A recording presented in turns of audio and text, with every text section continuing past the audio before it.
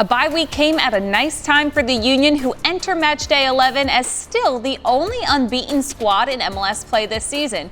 We break down what has gone right so far for the Union before leaving the past in the past and turning our attention to their next match this weekend. That and more as Union Insider starts right now. Takes the strike on, and it's off the inside of the post. Up for the Argentine. Oh, brilliant! Martinez fires.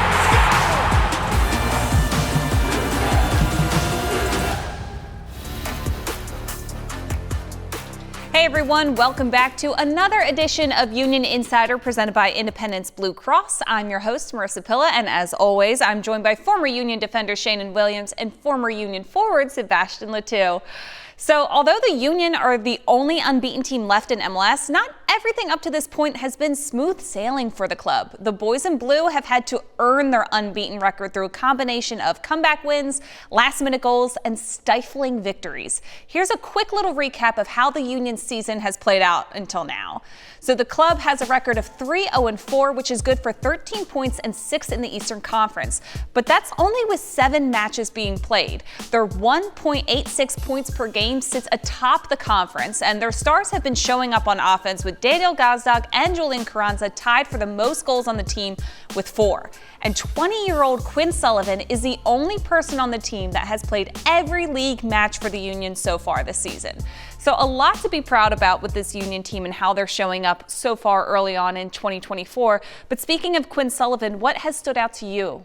I think it's just the confidence he started playing the season with. I think we were kind of waiting to see what he can bring for the team after, season of last year. He came off the bench, didn't start many games, but right away Jim Curtin put him as a starting player, and he really impacted the game, scoring goals, giving assists, and playing, like you say, every game. So I think the position he did this year to play more on the right side as a midfielder is more his position where he feels really comfortable playing.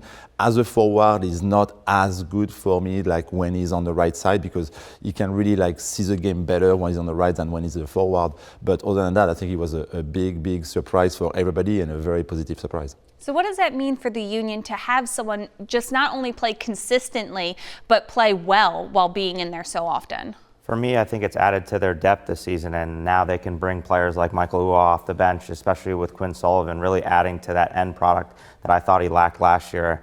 He's done a really good job to force his way into the team. I know it's not always easy when you're not getting the minutes you think you deserve, but he's done a great job in showing why he deserves those minutes, and it's pushing other players to up their game, and also being able to bring off Ali Bedoya off the bench and some of these other guys, I think, has helped them in some of these late comebacks this year. Yeah, he's been pivotal in that roster rotation because early on this season, they were playing a lot of different games to start things off. Speaking from a tactical standpoint, where do you think their biggest strength has been? I mean, I think from the beginning of the season, we saw with all the games they play, the short preseason, going in the Champions Cup, it was not really as easy for them to prepare for the game because they just had 3 days. So we saw 3 ties, to starting the season. So we're like, are we going to win the game? And then as soon as they lost against Pachuca, they play much better, and I think it was more defensively. I think I saw a big difference from the teams that they give up a lot of kind of cheap goal, at the beginning of the year, doing little mistakes that we didn't really see from the back four during, the past seasons. And then they got much better defensively from the back four, but as a group as well. I think they were more compact, they kind of defending together, and then they were able, to kind of express themselves offensively because they knew that they were strong defensively. So I think the big difference I saw from the first couple of games to now where they are, I think it's defensively. We saw a bit more kind of what type of aura they had in the past year, what makes them strong to have a good defense, so then they can score the goal. And right after they were only focusing on league play, it looked like their identity started to blossom a little bit more. Where have you seen that most? I guess I'd have to say on the road, they've had five away matches, and they've been able to pick up 9 points out of a possible 15. I think going into this first stretch of games, if you said that they were going to get 9 from 15, I think anybody would have signed up for that. So they've done a good job of showing their character, especially on the road with some of these comeback wins, and Atlanta being down 2 goals and coming back to tie it, almost actually taking the lead. I think that they've been really stout on the road, and we know how hard road games are to win in this league. So I think they've done a good job of sticking together on the road and not letting circumstances get them down. Yeah, so a lot of good things to start off the season. I mean, they're unbeaten, so we can't ask for much more, but there's always room for improvement. Where would you like to see that focus?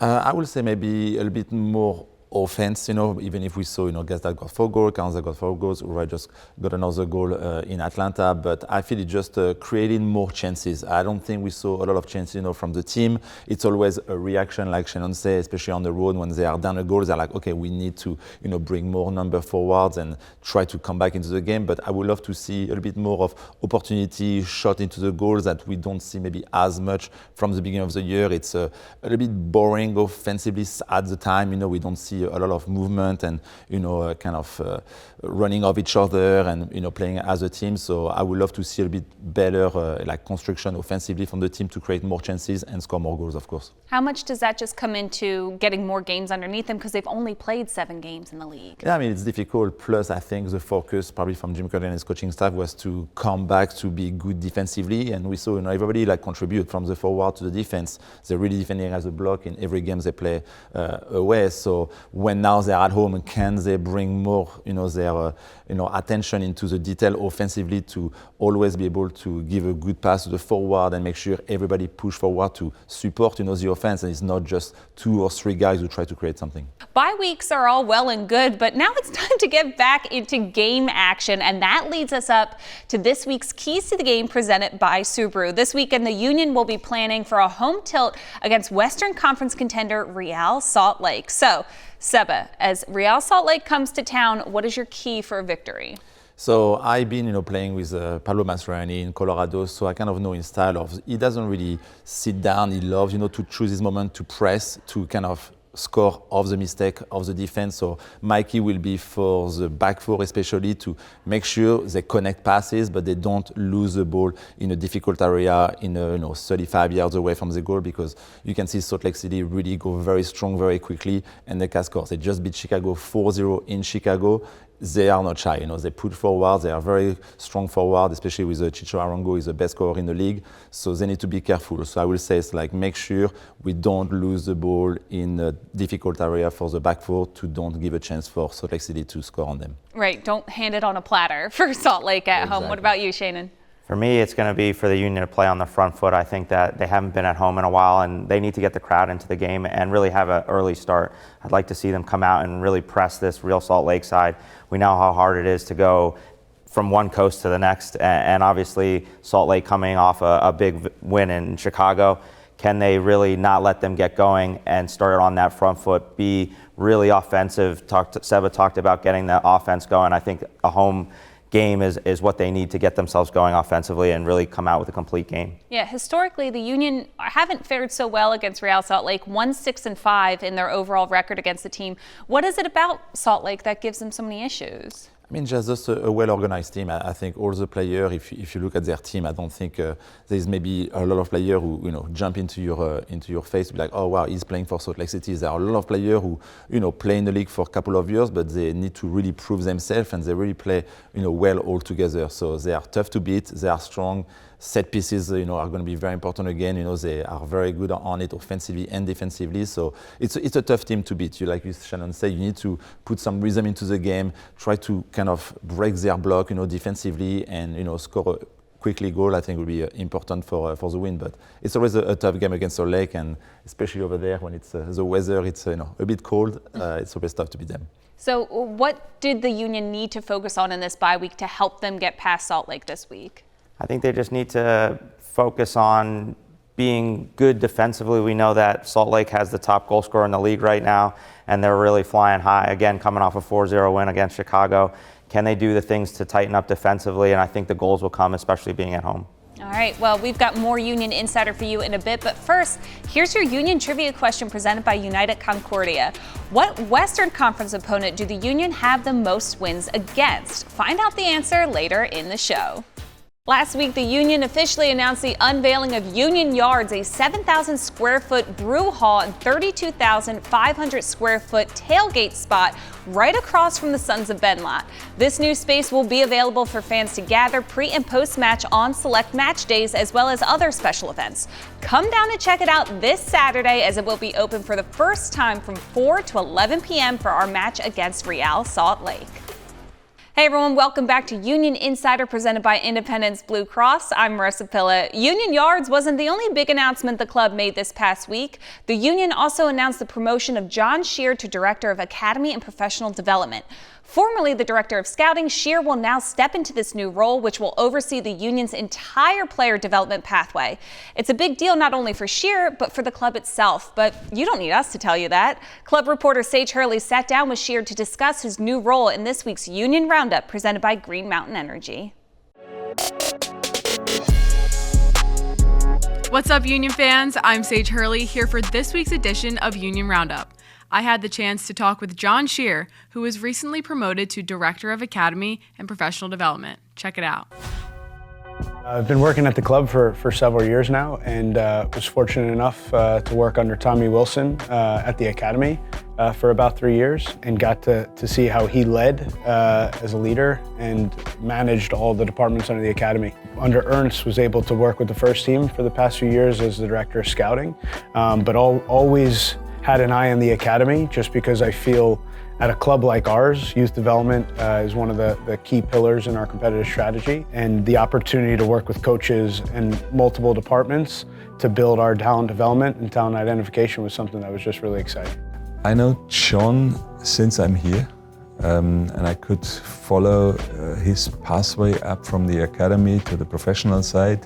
Together, when we were away, we shared a lot of our soccer knowledge, and he was really one of the guys who adopted to our new playing style philosophy at the earliest, and is totally convinced of that, and is following these principles. And we want to keep that and be in line with what we did so far, in order to have the consistency necessary in youth development. Year in and year out, the Philadelphia Union Academy is rated the top in America of its kind. How is the Academy able to have this kind of success every year? Basically, we are doing nothing else than work hard, because we want to be as innovative as possible. We have a very good methodology and common style of play, and these are our bands where we keep and behave in between and do our daily routine, and bring good players in addition, try to keep it as competitive as possible, and finally that offers you a very, very good product. We have some of the best players in the country. We have a lot of high potential players. However, we have to keep them grounded and humble in order to prepare them for when they do get to gym and the first team staff. What are the goals for the future for the Philadelphia Union Academy? The goals didn't change. We want to produce even more players. We can be a little bit more efficient, I guess. But we are now finishing our new building, and there is a lot of tasks we are facing there to bring in innovative methods to get better, even more innovative, to produce the best player in the world, and basically produce it for our first team. And if they are over the level of the league, I say, then we don't want to hold them back, because then they might need to go out in the world. I'm really excited about being able to have this new facility coming online. It's the first time we have all elements of our club at the same place. If you look at the first team, if you look at Union 2, if you look at the academy, if you look at the front office, we have a fantastic opportunity to bring everybody together and truly be one club. I think that's going to pay a lot of positives in the future here. Do you think the Philadelphia Union Academy can stay at the top in the United States? Yeah, I think we did it. We proved that already for a couple of years, and our motivation is to keep there, or keep the situation and stay there. But there's growing competition, as you know. I think it's continuing to be at the top in terms of the global game and being able to compete at the highest level in these tournaments. But we will measure our success ultimately by the amount of players we have in our first team, the Jack McGlynn's, the Paxton Aaronsons, the Quinn Sullivans. But we would all love for them to continue to take the step beyond that and represent the U.S. men's national team or other senior national teams at the highest levels. So continuing to really push the development of our players in the right way, but ultimately translating that to the professional level. It's not always that easy to stay on top. and you get attacked all the time, which is pretty natural. But I love that competition, and we will fight. We will fight like we are born here. Yeah. Not so many clubs and organizations around the country can really say that they have a real style of play that they're able to stick to from the top down. Quite frankly, I think it's a really enjoyable and fun style to grow up in. The fact that we have a full-fledged academy where we can really work with our players at the youngest ages and put that kind of, impose that style in them, really kind of change their philosophy in terms of how they're able to train, how they're able to play, the instincts they have on the field with these actions is really critical, because when now they get to gym and the first team staff, they're not hearing new terminology. They're not expected to do completely different things and actions on the field. So it's a really clear plan. We start with the end in the mind. We know what the future game we want to look like at the first team level. So it gives guidance and structure to what our coaches are doing day in and day out. That's all for this week's edition of Union Roundup. We'll see you next time. We're coming up on a break for Union Insider, but when we return, these guys will help break down a player who may give the Union trouble on Saturday when they take on Real Salt Lake. We'll be right back after this. Time now for our Chick-fil-A Nugget of the Week. The Union are now unbeaten in their first 7 matches of the 2024 season, which breaks a club record for the longest unbeaten streak to start an MLS season, which was first set in 2022. Welcome back to Union Insider, presented by Independence Blue Cross. This weekend, the Union return home for the first time since the end of March when they take on Real Salt Lake. This Salt Lake team made the postseason last year and are currently sitting at 3rd in the West. They're a roster filled with talent, but one player stands out, and that's their young 20-year-old Diego Luna. Not to be confused with the Star Wars actor of the same name, Luna has been out of this world this season. See what I did there? Scoring once and assisting 5 other goals on Real Salt Lake in 8 matches so far. Despite his young age, this is Luna's 3rd season with the team since debuting on June 4th, 2022 as an 18-year-old. The Sunnyvale, California native has also shined with the U.S. Under-20 and 23 teams and even received his first call-up to the U.S. national team and January camp this year. So guys, 20-year-old Diego Luna, he might be young, but he has talent beyond his age. So what makes him such a threat? I mean, I feel like his little size, he's not, very big. He looks like a little Messi size, but he's very quick on the ball. He's very strong as well. He's not afraid, to go in contact, and he can always pick up the pocket and make sure, he go at the defense all the time. He's not scared, after his young age. He's been 3 years now in the league, but he's really giving a lot of confidence, from the coaching staff, and you can see it on the field.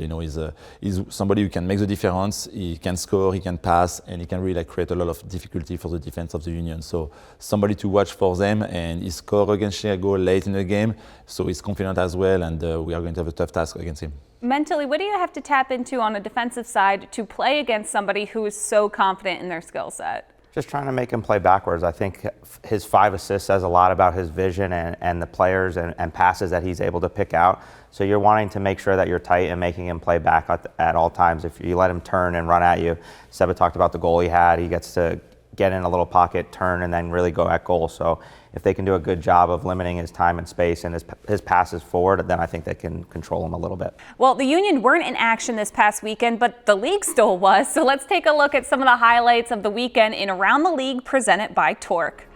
Do you like when a match finally opens up and a team scores in bunches? Well, this game was for you then. After a 59th minute goal from Atlanta's Diego Almada, FCC stormed right back to score in the 62nd minute, and again on this goal from Lucho Acosta in the 64th minute to put Cincy up for good and pick up a huge win in a tough road environment.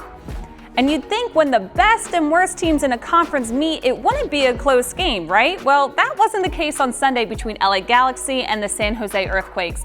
The Quakes scored in the 72nd minute after Zavaleta was sent off for a red card for the Galaxy 2 minutes before. But despite playing a man down for 20 minutes, the top team in the West would hold on for a 4-3 win in an absolutely wild match. When Union Insider returns, Seba and Sheanon will give us their players to watch for Saturday's match as the Union face off against Real Salt Lake. We'll be right back after this. Here's the answer to this week's Union trivia question presented by United Concordia. The Union had 8 wins all time against the Houston Dynamo, which is the Western Conference team they have the most wins against in club history. We're wrapping things up on Union Insider presented by Independence Blue Cross. I know these two have a little bit of an issue with the trivia question because Houston was in the Eastern Conference for a bit, but you know, we'll take it up with our producer, Kyle Morello. But it's time for our All-State players to watch.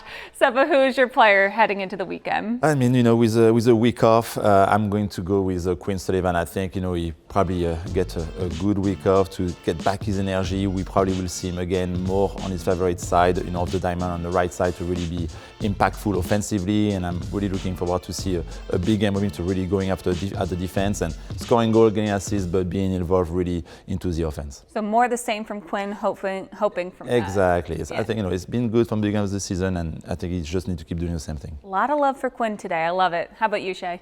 For me, I'm going to go with Mikel Ua. I think that he's somebody that's starting to come on a little bit. Scored in the last game and almost had the winner if it wasn't called for offside. So I'd like to see him get going. I think a home game is going to really do him well. Whether he starts or comes off the bench, I think he can do a good job of impacting this game. That's going to do it for this one. The Union are back at home for the first time in a month to take on Real Salt Lake. 7:30 p.m. You can watch the game on Apple TV and the MLS Season Pass, and it can also be heard on 97.5 The Fanatic with Dave Leno and Sheanon Williams. For Seba, Sheanon, I'm Marissa, and we'll see you next week.